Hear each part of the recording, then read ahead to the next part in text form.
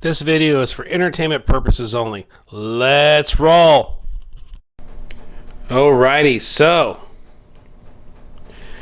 I'm back for some more filler content just to make the algorithm go pop here, right? So I got some knives out, but the machine setup's going good. The grinder's back on. I got the diamond plate back from the machine shop, and we got a little bit of our lighting's okay over here. Got the polycarbonate in place. It's immovable, and the cabinet's up. I got the Kydex press out on the side of the house. I need to get that all squared up. Got the drawers. Trying to decide if I want to put RGB LED lighting in there or not.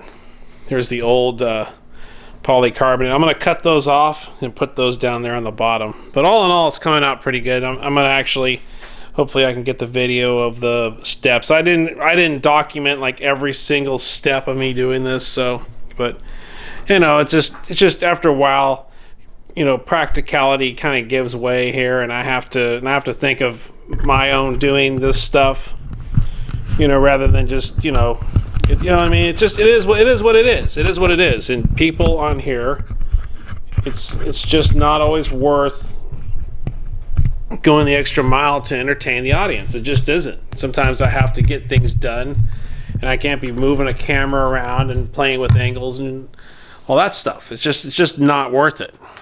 So it just has to get done. So I got some different grout going in here. I got some brown grout that's going to go in here. It's going to go into this. I'm going to mount this probably in the weekend. I've been trying to get out here early tonight after work to do it, but I'm not going to do it. So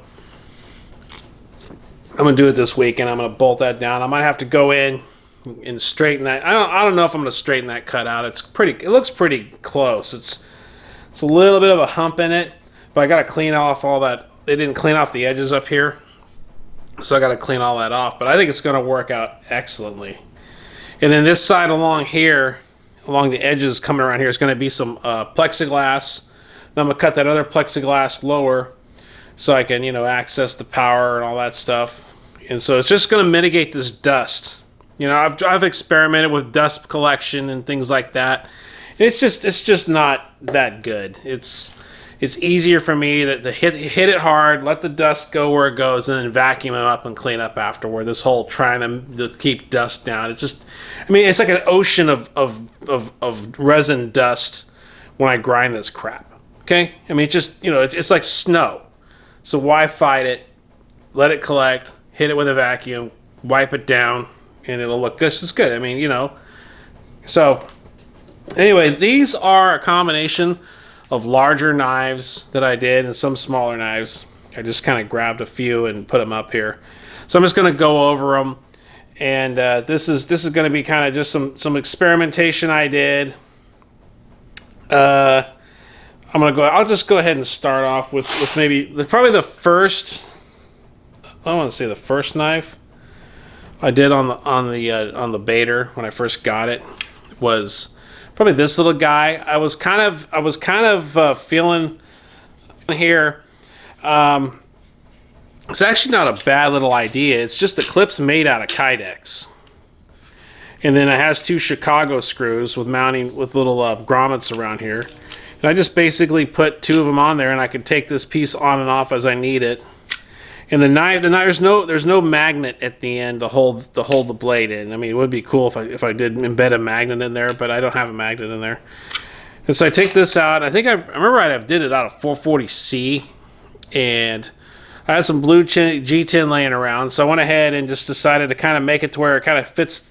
My hands go around here, my other hands go right here. I used a couple of the Loveless style rivets. I think one of these parts of the G10 I got a little hot, kind of got a little pale around there when I ground it. And then also right there I put a little bit of a divot right there. But all in all, the grind is symmetrical. I try to go in and straighten this out to get it like this side, and I end up making a divot. At this point I'm still doing vertical scratches in a lot of the metal. This time around, what I would like to do is learn how to get those scratches out, kind of lighten my hands a little bit. You know, see if I can get that stuff, you know, maybe experiment with some of the tracking, experiment with some of where the seam is at. See if I can time that seam into the cuts of the belt where it's a little less pronounced and I don't get so much of those scratches. I'd like to get rid of those scratches, but that's a small blade that I did.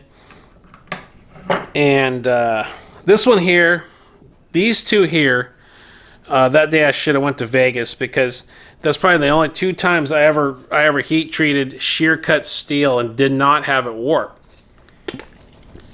This was actually a piece of shear cut 1080, and I had a little bit of walnut out of that same lot of goods that I bought that contained this Westinghouse micarta. So this one here, I went ahead and glued them together and then ground them down. And there's some kind of some high spots and marks. I probably could have gone in and sanded it a little bit better. And then I covered it with lacquer. Then, of course, well, at least what I did do is I did actually take off that lacquer, so there's no lacquer on the tang. There's just, you know, lacquer on the handles. There are some loveless rivets in there. I filled them in. I think what they were is they loveless rivets, or did I use cutlery rivets? It might have been cutlery rivets. Yeah, I think they're cutlery rivets. Then I filled in with DevCon epoxy and added some resin dye. So it looked like 2 blue, it's like dark blue resin dye right there. I can't really see it with the lighting on here, but it turned out pretty good. You know, I mean, it's all right. All in all, it was okay. It was, you know, I probably could have put more time into it, but you know, the grind's not bad. Still has a lot of those vertical lines. I did a little bit of a hand rub and a one direction hand rub, a unidirectional hand rub. It just goes forward. But you know, at the time I had a lot of this type of striation crap going on. I don't really like that, so it's okay. You know, it worked out pretty good. I mean, I'd carry it in a survival situation if I had to. This guy here, now this guy was actually kind of interesting. This was after I got that lot of micarta. That's that sheath I made from some scrap leather. This originally was a convex. It was a mirror polish. And I decided to fire up the grinder and get it down to a flat grind. So it's kind of, I don't know, would you call it a Wharncliffe? I don't know what I would call that. It's like a Wharncliffe, but it's rounded. And these here, I put a bolster on the front. And what I actually did with these is I didn't cut it down into 2 pieces. I mean, you know, chopped it. What I did is actually tried to cut down, shave down the plies and make those little extra bits of plywood there. Glued the micarta onto it, then ground the micarta and everything to shape. And so at the time, a lot of my other Paca wood handles have actual lacquer on them, and I didn't realize I didn't need so much lacquer. And this here I just buffed and let the natural resins and the Paca wood take over and put that finish on there. So it's like that smooth finish. All in all, I'm actually pretty happy with this knife. Still, I couldn't get away from a lot of the striations and stuff. I mean, I tried to rub some of those out, but it was a convex grind. It was a polished convex grind. The edge was at the very, very bottom, and I eventually flat ground it. So it turned out okay. I was pretty stoked with it. Okay, now this one here, this is an actual piece of 1095 1/4 inch, and probably wrong grind for the wrong job. It's a resin basted handle with a piece of leather underneath it. And I mean, you see, yeah, I went out back and I just thumped on some stuff, and I don't know if you can see the waves on that hollow grind. I mean, it looked absolutely sick when I had this thing ground up, and I just shouldn't have took it outside and beat it half to death. Not a half bad finish. I batoned the top of it with a piece of like a hammer, and actually hammered that swedge, you know, just kind of trying to test my knives, and I probably should have had a flat or a convex on it. But, you know, I mean, that was YouTube back then, you know, just doing dumb stuff, you know, and I've since learned that, you know, the audience just is not worth that much. It's just not worth entertaining them. That's a 1/4 inch guard with a white G10. It's supposed to be like a OD or a khaki G10. I stamped it 5160. It's actually 5160 on the steel type. Then I was actually kind of trying to stamp steel types. Hollow ground blade, swedge on the top. Kind of got a good finish on it, you know, all things considered. I think, what was I cutting, like candles or some waxy stuff on there? I forgot what I was cutting with that. Then I put Behemoth USA on the hilt. A little bit of a warp to it. I mean, you know, not. I mean, it doesn't. I don't think it would really hinder the nice performance. Like my dad and I had a discussion. I said, I don't know. I mean, I don't think I should sell this thing. And I mean, if somebody gets it, they're gonna take it to the market and say, hey, there's a warp in my blade. I mean, it's like really slight, you know. But it was made out of a piece of shear cut steel, and all in all, it turned out pretty good. It's got a guard. Didn't sell. I'm glad it's in my hands. You know, I'm glad I never got rid of this. So it actually turned out pretty good, you know, the whole situation, because I still have it. The time I was making bigger handles. I always wanted to make a coffin handle with G10. Didn't quite turn out the way it is. I mean, I probably could have put more work into the handle. There's a couple spots here where I really could have kind of contoured them out a lot more, but I don't know. I just kind of threw it out there. Handle. It's called a coffin handle because it tapers down to the guard, and then it has a two. It's knocked off on the corner, and then the tricky thing is filing the guard down has to slip down here, stop up here, but then not be just too odd looking. So that's why you have a lot of like the tang going off into the guard, because it has to fit this even so I can slide the guard onto it. Crap. Okay, so here's another one that I did. Now, someone actually had a good point on when I put this one on video. They said it's hard to be different, and you know what? It is. You got a tool that's designed, you know, thousands of years ago. Okay, I mean, it is. After a while, it is hard to be different. Now they got some new steels that are out.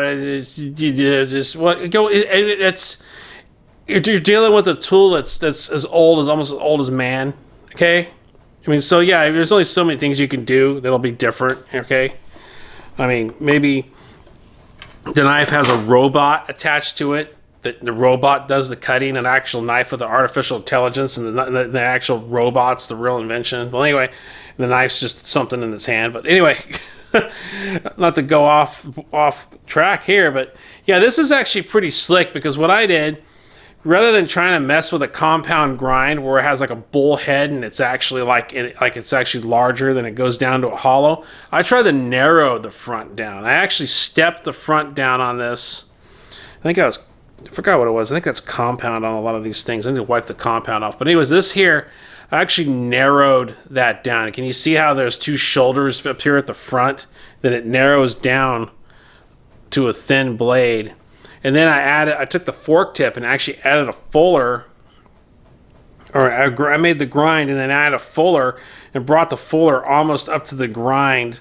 And I'll tell you what, I mean, that thing is actually, like, you can see where I slipped toward the front a little bit as far as symmetry goes. You can kind of see where it kind of narrows up a little bit there. But, I mean, really, you think about it, running a fuller across there like that and getting that close to that grind and getting it to where it's almost symmetrical on both sides. I mean, look at the front of it.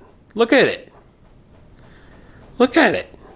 I mean, it's I mean, I'm going to look at it. It's pretty symmetrical. I mean, I used to do symmetrical blades. Now the grip here, I mean, the one thing I just was kind of bummed out on though when I did this was like this thought I could have went in and put some more hours into that grip, but I still can. The cool thing about grips is I could break this thing off and do it all over again. So there's a little bit of a recess here. You can barely detect that. And also one thing is this is some of the most smoothest spot. Well, not up here. It's kind of choppy. But down here, I actually got that thing just silky smooth. And I wish I could get the whole, you know, spine work and everything that slick as I did right here on this edge here. It turned out pretty good. But, you know, I mean, the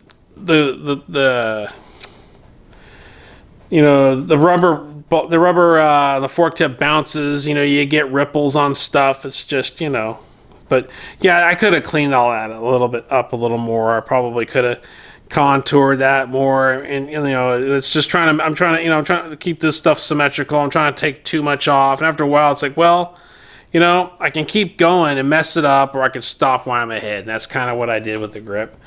But I mean, all in all, it turned out pretty good. I like it the way it did. I kept it around the house for some light chores and stuff. I don't want to thump on it. Put a good edge on it. Put a good work sharp edge on it. And then the actual sheath that I made wasn't half bad either. It's a pretty staunch sheath. I mean, I wouldn't mind carrying this thing during the zombie apocalypse. But yeah, that's some past works that I did. And yeah, don't worry about the haters.